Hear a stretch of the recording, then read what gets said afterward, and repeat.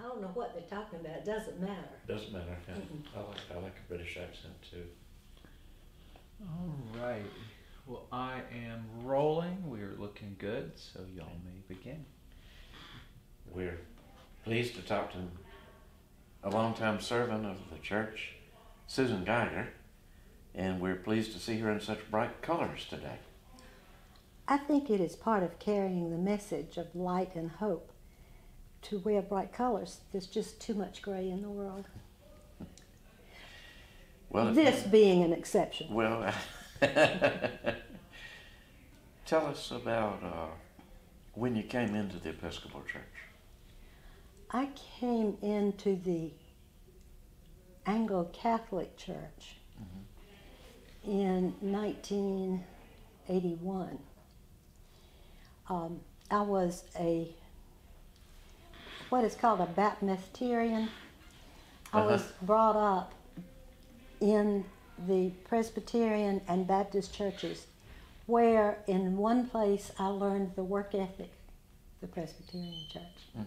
And the other places I learned to read and study the Bible, the Baptist church. And then I made a sudden move from Georgetown back to Columbia. Tried going to the Presbyterian church, and it was not the Presbyterian church of my youth. And I met someone who was in the Anglo-Catholic church, and we went there, and that was where I was confirmed and started my Episcopal journey. This was Columbia. In Columbia. And then when my youngest son and I moved back down here, we moved to Pawleys Island, and he was in middle school, and we had a discussion about church because we were both very active at St. Michael's Episcopal Church in Columbia. And he said, "Mom, just don't take me to All Saints." We had, I had a daughter and son living down here, and we would come regularly, and we would on Sundays go to All Saints. And that was not for my son his brand of Episcopal. So I said, "Okay, you got it." So the first thing we tried was Prince George, and that was definitely not a fit. And then we went to Resurrection, and Resurrection was just, they were building and getting ready to move out of a little small church into a large church, and they were calling a new priest. I had this bright idea that because of the age of my son in that church, they'd have a good youth program, and so we landed there. And Holy Cross, of course, did not have a regular. They were not a parish with regular services. But Michael Cole was here serving, and whenever there were high holy days, Michael Cole, the Reverend Michael Cole, would have services. So I would take off from work and come here for the services that he had. And then we saw Resurrection become not either one of us brand of Episcopal. And about that time, Tommy Tipton had been called here, and Gavin Sands had invited my son Peter. They were in high school by that time. She had invited him to come to Holy Cross, and so that was kind of how we knew that there really was a priest here. So we came to Holy Cross, and it was the first Sunday we were here, and we were, of course, in what I don't call the chapel, I call the little church. In the little church, we had Roddy Brown was the master of ceremonies. He always led the processional in, and he came in, and he would be talking as he came in, so there was no music for the processional. But we had the organist there. When we sat down, I noticed there was not an organist. And Tommy stood up in the pulpit and he said, I got a call right before I came, and Carolyn's, the hot water heater had burst in her apartment, and her house is flooded, and she couldn't make it this morning. Anybody here who can play the organ? And he kind of looked around, and this one lady raised her hand, and I cannot remember who she was, but she was very, very British. Oh. And she said, I can attempt. So she came up, and we all clapped. And she came up, and she played horribly. However, it was the joyful noise. Mm-hmm. And it was the inclusion, and it was the here's who we are. And this was one of the very first Sundays we'd been there, and Peter leaned over and he said, I'm sure you found your place. And he was a senior in high school, and so we had discussed this, that wherever I chose. So we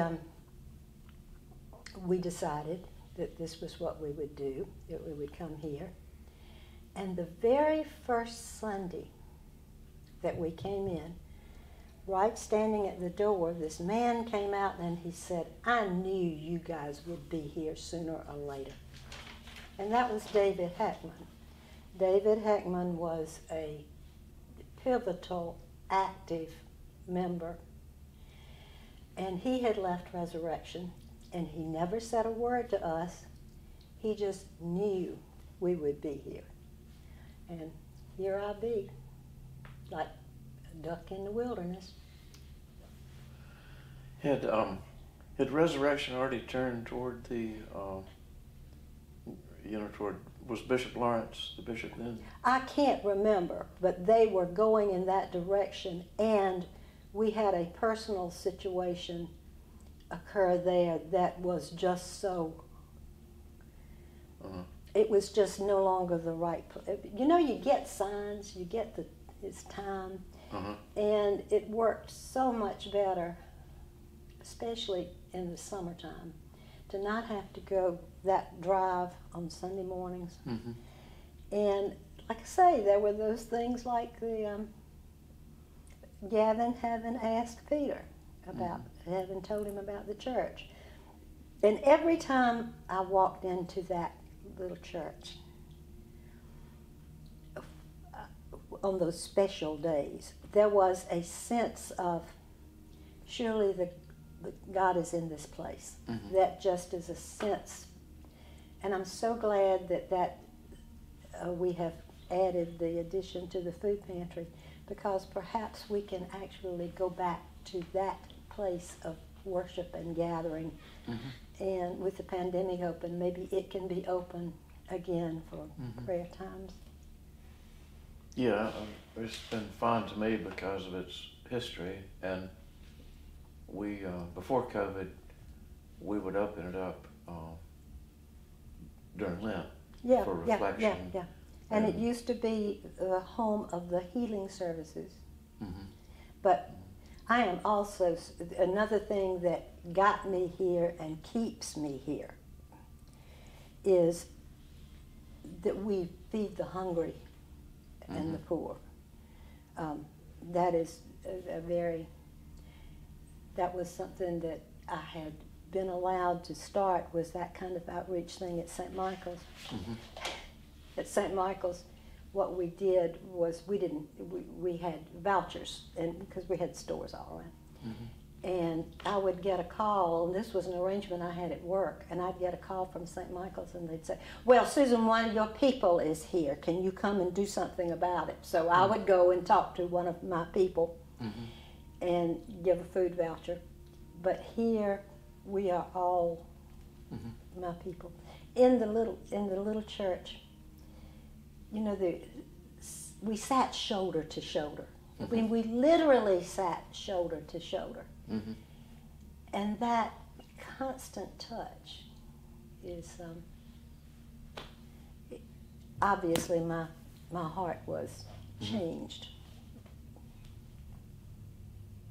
Talk some about Father Tipton. Well, one of the things that I admired about him, and it was told to me by one of the members of the church, that whenever Tommy was called, now I met Tommy at Prince George when we visited there, and it was made known to me, no, not your places. But one of the things that I was told about him was that when he was called there, he met with the movers and shakers of the real old timers of the church, and he told them, he was real upfront. You know, if I am called here, this place will change. The color of it will change. The sense of the church will change. And he said, so I want you all to take some time to pray and talk among yourselves and see if this is what you really want. And Roddy Brown said, I'm told, he said, we don't need to do that. We have talked, we've prayed. We want to be a church, not a burial society. And so that was, that kind of is something I connect with Tommy, that he wanted there to be, he respected the congregation. And when they all said that, then we were off and moving on. Tommy was not a good homiletics person. He was not good in the pulpit. He preached an honest homily, but that was not his strength. His strength was pastoral care and relating and relying on the congregation. One of my favorite stories about the time in the little church was the Saturday before Easter, when I got a call from David Heckman, and we had different buildings here. We still had the dining hall from the old Camp Baskerville, but it was slated to be torn down the week after Easter. I got this call from David Heckman, who ran a restaurant in Surfside, and he said, Susan, first thing I want you to do you know if they've started the demolition on the dining hall or social, or whatever we called it? And I said, I don't know. And this was now before the days of cell phones. I had a cell phone because I was in real estate, but most people didn't. So I said, he said, go up there and look and see if that building's still there, because they're causing the heavy rain on Sunday. And so we can't have any overflow in the outdoor area. So I came over and saw and went back home and called and said, no, David, it hasn't been torn down yet. He said, okay, here's what we're going to do. He said, I've talked to Tommy. I can't leave the restaurant because it was Saturday before Easter. He said, and Tommy's tied up. He said, so we're going to do the overflow service there. The ladies will be coming in to do the flowers for the altar for the church. He said, so the door will be unlocked. Go over there and wait, and I'm ordering chairs, and they will show up. You figure out how to set them up. Talk to the Altar Guild ladies, see if we can get flowers. So I found somebody to make a donation for the flowers, because they'd spent everything we had on the flowers for the church. Went over there, met the movers, and I called David back and I said, well, because we had no kind of electronic setup, you know. I said, David, what about a priest? He said, oh, well, Tommy called Father Al Clark. And I said, Father Al Clark had a coronary last week. He said, no, it wasn't really a coronary, it was dysrhythmia. And he has said he was fine, and he will do the service in the dining hall. He said, just go. So I did, and the ladies did, and we got everything set up. And when Sunday morning came, we helped Father Al to sit down. And there again, Tommy trusted the people of God. And we can do what I cannot. And that ad hoc Easter with some, you know, you'd have a committee to take charge in case you needed to say. And I knew, again, this was where I belonged, that you do what you're called on to do, and it doesn't depend on a committee. I think we've lost some of that.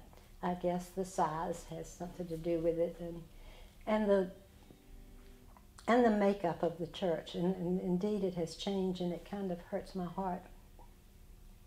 Although there is a certain kind of diversity here that gladdens my heart. I was at St. Michael's whenever we baptized the first baby with two mothers. I think that was the first in the diocese.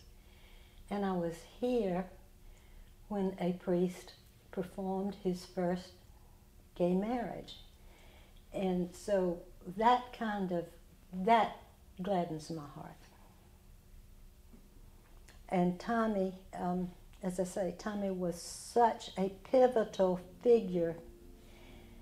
I just don't think I've ever seen a priest with the humility to be one of us. That's a good description of him. Yeah.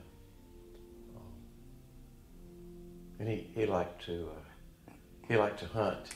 And You know, his wife Elaine and I are close friends, and we stay in touch. And one of the things that I do kind of go about every now and then is that Tommy has macular degenerative disorder, and he is legally blind, and he still goes hunting.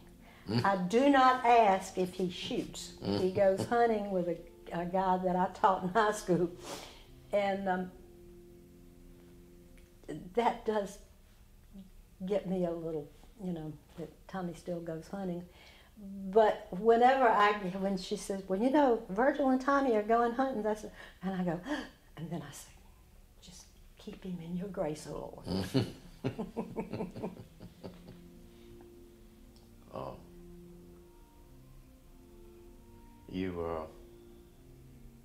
You remember Bishop Lawrence? Vaguely. That was just, well, as I say, all of that kind of stuff was going on when we moved down here, and my congregation in Columbia, when they gave us a little going away thing, said, we don't even know if you're going to be able to be a lay reader in that diocese, because it was, you know. And my thing is, gossip and controversy and drama have two sides, what you say and what you hear. And that's always been a period where I've figured that selective deafness was a good thing.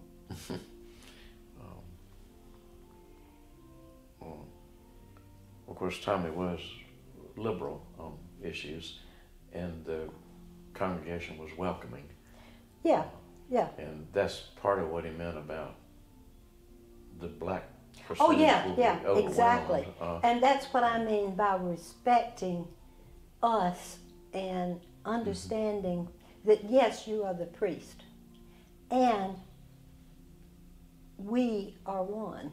And that, and he so respected his congregation, and, you know, even if he does go hunting as a legally blind person. This is okay. Yeah. Yeah. We watched the church grow pretty dramatically. I was going to ask, what did they do? They did tear the dining hall down. Yeah, the next week. So what did they do for overflow the next Easter? I don't think it rained. Oh, well, that's... Because I remember coming... we visited here often. We lived in Virginia. But I remember doing sunrise over here with this outdoor At the outdoor chapel. And I remember doing it at the beach. And I remember doing the overflow just in the woods. Tommy was, David Heckman that I've mentioned, because he ran a restaurant, was so conscious of the fire ordinances and not overcrowding. And that church, yes, it had a second exit, but in the case of emergency, it would have been hard to get, because as I say, on a regular Sunday, we were shoulder to shoulder. So until we got here, that, I guess, was the only Sunday that was in danger of being washed out. And I've thought and thought about it since I was thinking about things that so stick with me as my early times here. I don't know whether it rained that day, but we were set up. But you were ready for it. We were ready for it. And you know, another thing about the church in the early 2000s, there were those leaders, those respected, that had risen up in the congregation, like Roddy. And Miss Johanna Brown was, Miss Johanna Brown, I can't even say her name without wanting to go like this. She was clearly a powerhouse in the church. Now, you know, I'm vertically challenged, but Miss Johanna was a tall, large woman. Not a fat woman, a large woman, and she had these big hands. And we would talk, and I was very respectful of her. In fact, I was somewhat intimidated of her. Well, after church one Sunday, there was a big tree that hung over the little church. It was taken away by a storm, but we got a new roof and completely new carpet and flooring because of that tree. But Miss Johanna, there was a little mound of kind of a little, like a hillock that the tree grew out of. And Miss Johanna Brown was standing there when I came out of church, and she said, "Come here." And I went, ugh. I was all of a sudden 6 years old again. I said, "Yes, ma'am," because I had to look up at her, and she was standing on this little mound. She said, "I've been watching you." And I said, "Oh." And she said, "And here's what I want you to do." She said, "You know, I'm an older lady now, and I want to be connected with the church, but I can't come and go and get around quite like I did." She says, "I want you to be my stepping lady. I want you to get in touch with what's going on, and then I want you to regularly come and tell me so I will know what to pray for and know if I need to say or do anything." And she said, "Because for everything there's a season, and this is the season for you to be my stepping lady." So I became Miss Johanna's stepping lady, spent many an hour on her porch, and we talked about how things were going. And she would never take charge, but she taught me about two things that have been real important. For everything there's a season. There's the season to be that active doer, and then there are other seasons of our life.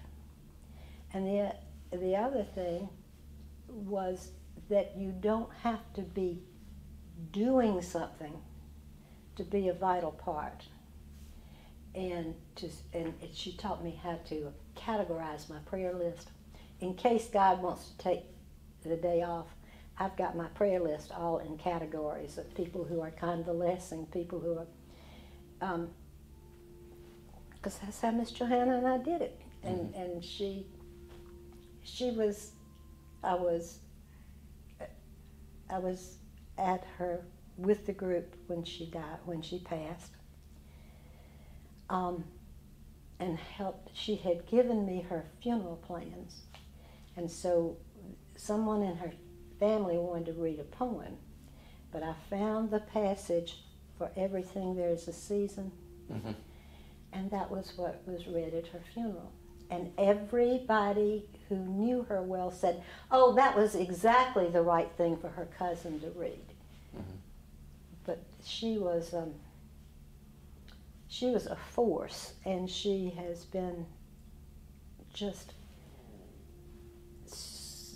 continues to be so important to me. You've seen the video with Miss Johanna and Tommy. Probably. That's another kind of Tommy story. Charles Joyner, the great historian, who's done probably 20 billion interviews, he was going to interview Miss Johanna, and they made several perfunctory, throat clearing. Nothing was working, and finally he said, "Would you be happier if your priest interviewed you?" And she said, "Oh yes, sir." And so she just was very comfortable with Tommy. Yeah. And of course, Chaz had been around. It wasn't black-white. She just didn't really know him and wanted to be with Tommy.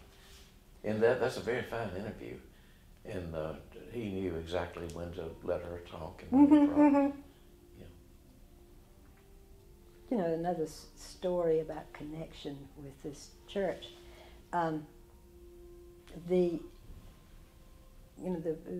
Miss Ruby's school grows out of the fact that there was school in our parish house for many years, and I was judging a beauty pageant at Waccamaw High School, and was interviewing one of the finalists. And one of the questions that I asked each of the finalists was about their schooling and teachers who had influenced their life.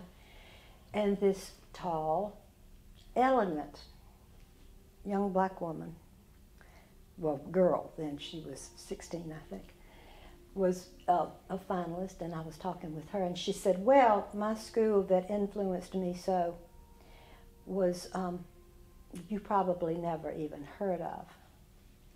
And I said, "Oh, really?" She said, "Yeah." She said, "I started at the Baskerville School at Holy Cross Church, and our head mistress taught all of us, and she always told me to try harder, and I could do it." And she said, "Nobody had ever really done that but my great-grandmother." And she said, "But you've not heard of that school?" I said, "Oh, yes, I have," and told her that I came to church here. And it was before I had become so regular with Miss Johanna. And she said, "Well," so that was another connection. And then I said, "Well, tell me some more about that school." And she said that she was the only little girl that got to wear pants to school. Because she said, finally the headmistress made an exception. She said, "I just could not help it. Sometimes I just needed to get away from people." And she'd go run and hide under the parish house. It was not enclosed around the bottom. And so she would hide under there until she was able to come back out. So I've got all kind of wonderful gaps in the personal histories of things that people from this church have given me over the years that make me know I'm in the right place. Can you name some other? You knew Colbert Brown, didn't you? Oh yeah. Colbert. I Talk still about him a know little. Colbert. I don't know Colbert as well as I know his wife. Okay. They celebrated a few years ago I'm not good with this golden, I think it was they renewed their wedding vows.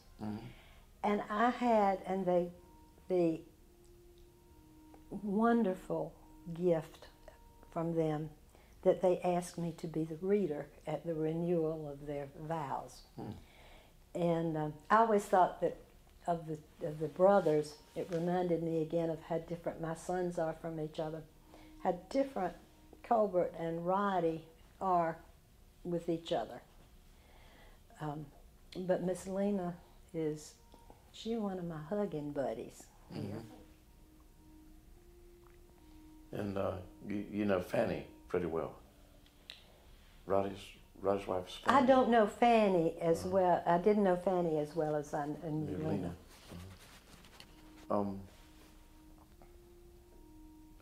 Did you know George Brown? I know a whole bunch of Browns. Right. Well, but so I can't. they're the church. He used to write poems, and they were printed regularly in the Georgetown Times. And I wouldn't regularly hear. Yeah, yeah. But he was. We all planned things and don't follow up. I really wanted to interview him, and then he passed before I ever did. And I don't know. You know, that reminds me of an interview I just heard on NPR with an author who was looking for someone who had been, was a member of a Red Cross function during World War II. And but all their records had burned. You know, we're so fortunate that we can make all these kinds of, and she couldn't find, she was a donut dolly in World War II. And she could not, after the war, she had been injured, and she couldn't find any of those women, and there were no records. There was no, because the place that the records were housed had burned down in 1979. So he started piecing together what he could find, and he got this lady who in touch with her, and she said, "Yes, I was in the Red Cross then, and yes, I served at the front." And he said, "Well, could I come interview you?" And she said, "Yes, but you better start tomorrow because I'm 94. Don't wait till I'm 95." So yeah. Well, that was my mistake on George. Yeah. You tell me a little more about the priest who filled in at the dining hall. Father Al Clark. Yeah.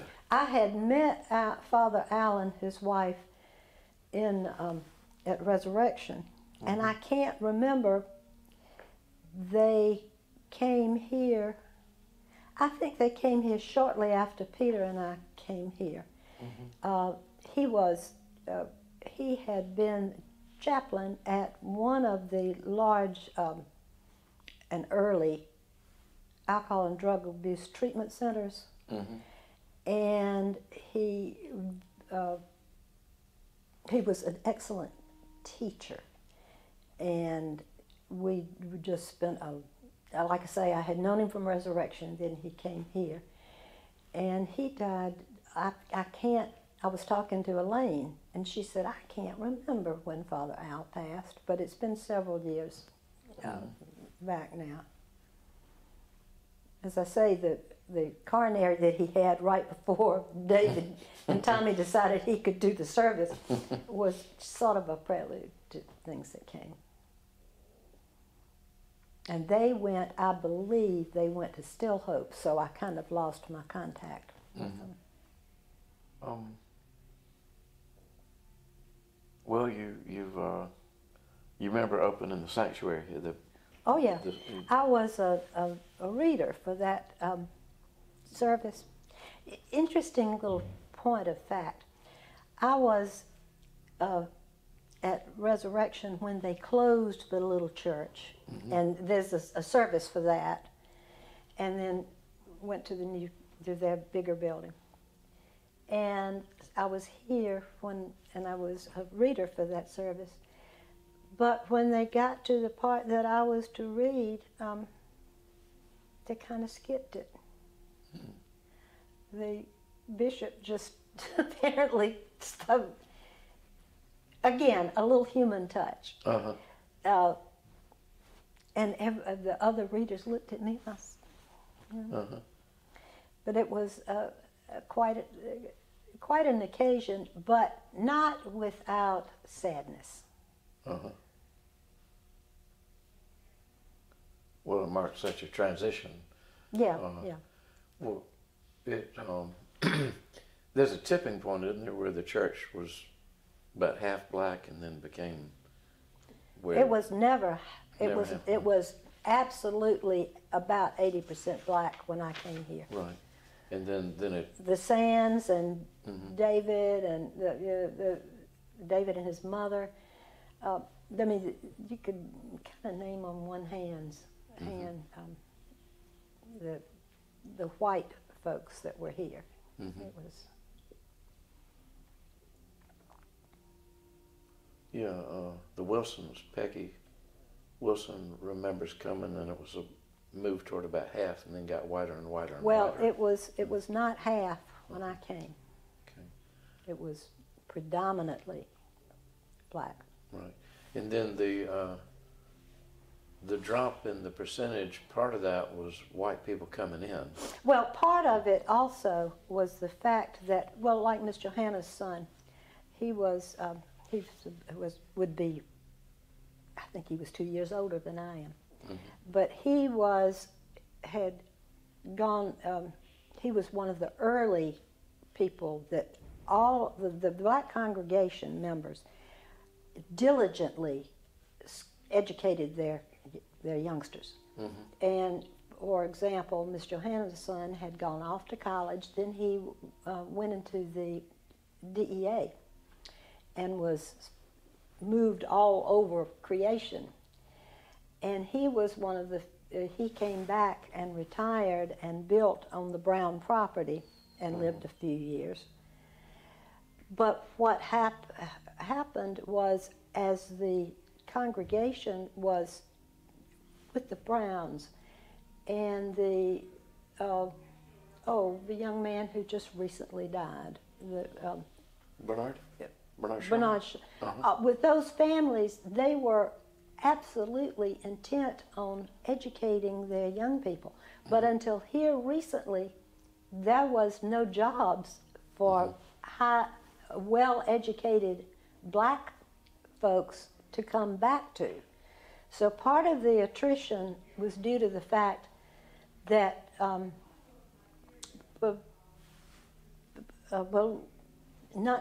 of course it was more meaningful in terms of this church and the black picket moving away. But I only have one of my 5 children who has stayed here and made a go of it. So that was one of the things that that the young people moved on, because economically there was just no way to stay. opportunities. Yeah. And so that takes a lot of the attrition into in a different perspective. Yeah, well, it loses you the younger generation. Yeah, away. yeah. And then the inevitable passing as the Yeah. elders pass. And there are no replacement people because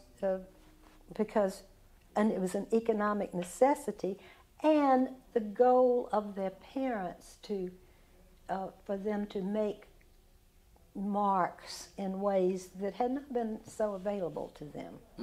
Right. And there's still not that much for an educated black younger person to do here, less want to teach.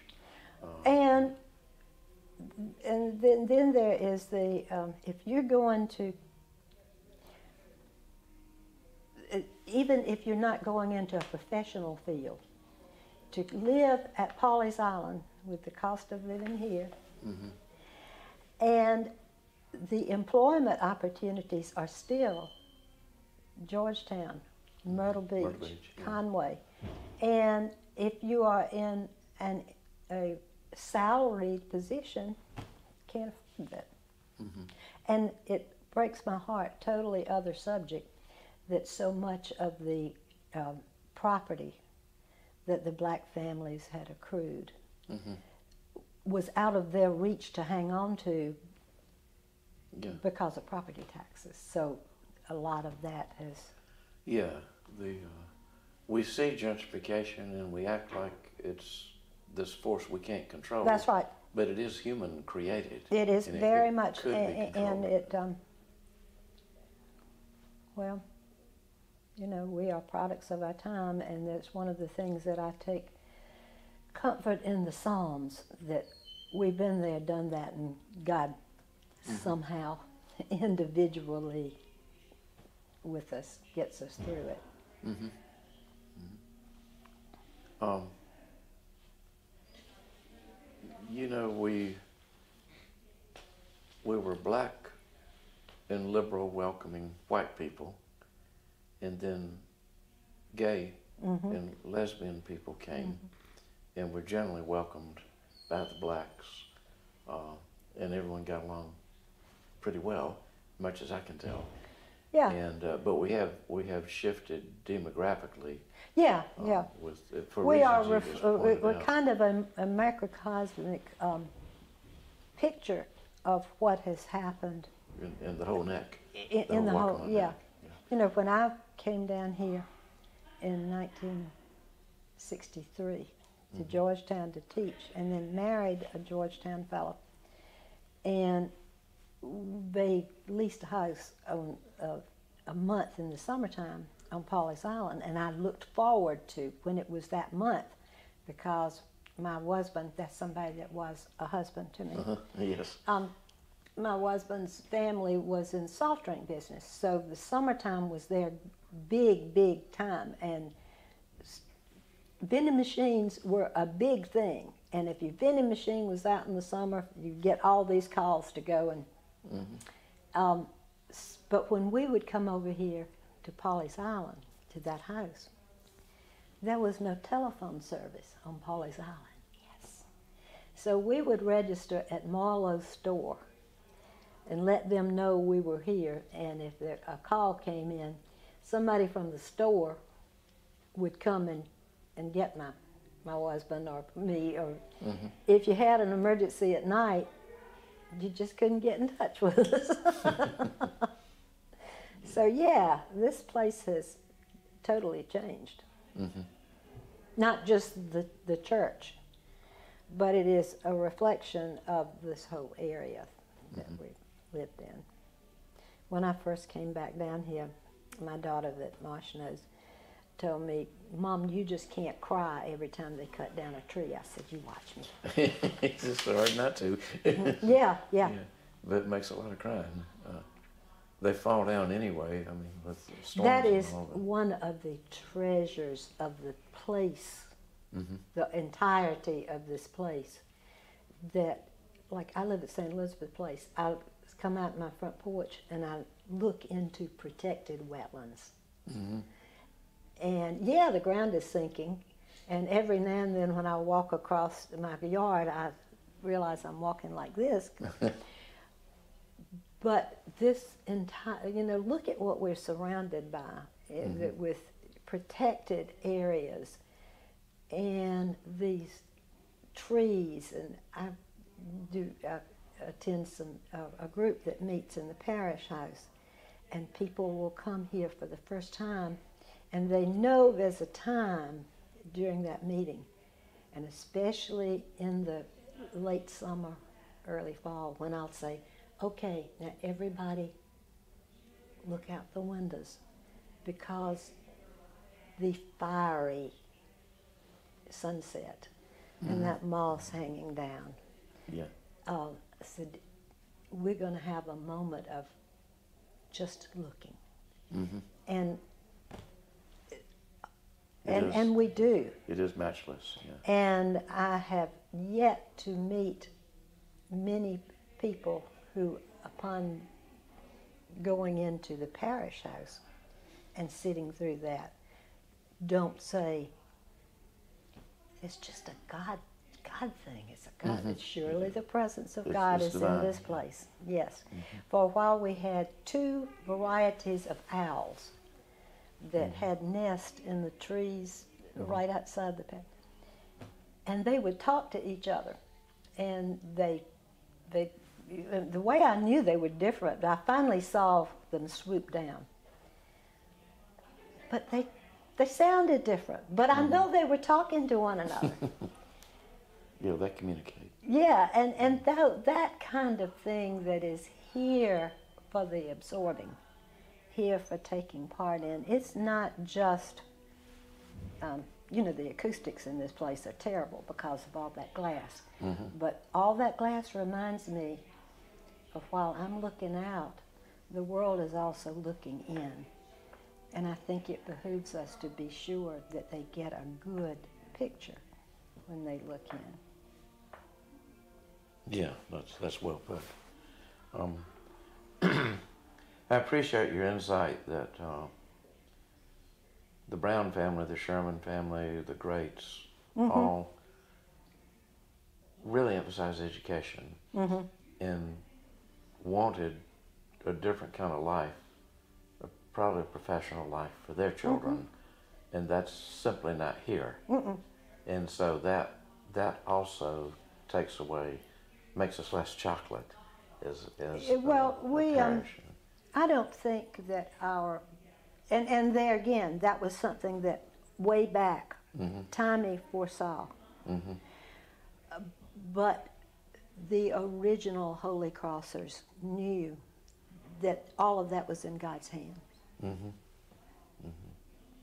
Yeah, Roddy has spoken meaningfully about that a number of times. That change has to come and things have to be different. There was a kind of a crusty old gal that was here when I came. Her name was Jackie Nelson. And Jackie would say, when somebody would be complaining about, I don't know, the cost of milk or something, you know, the things that we complain about. And she would say, well, you know, it says over and over in the Bible, it came to pass. She said, only with God's grace does it say it came to stay. And that kind of thing is, you know, when I look at what we don't have now that we had when I first came here, I look at the change. And, you know, Susan, it came to pass. Yeah. Are there any things you'd like to close with? That's a good one. No, I appreciate you letting me wander on. No, you've been a servant I am. for a long time, and we sure appreciate it. When I love to tell stories, and I have this young. She and I have decided she's my goddaughter, and we were in a group together, and there's some visitors. And she said, just listen to Susan. She talks in bumper stickers. That's good. And she said, you tell her a story, and after a while she has a bumper sticker. And I think I got that from Jackie Nelson. It says it came to pass. It doesn't say anything except for God's grace that came to stay. I do like that. Yeah. Well, thank you, Susan. Heart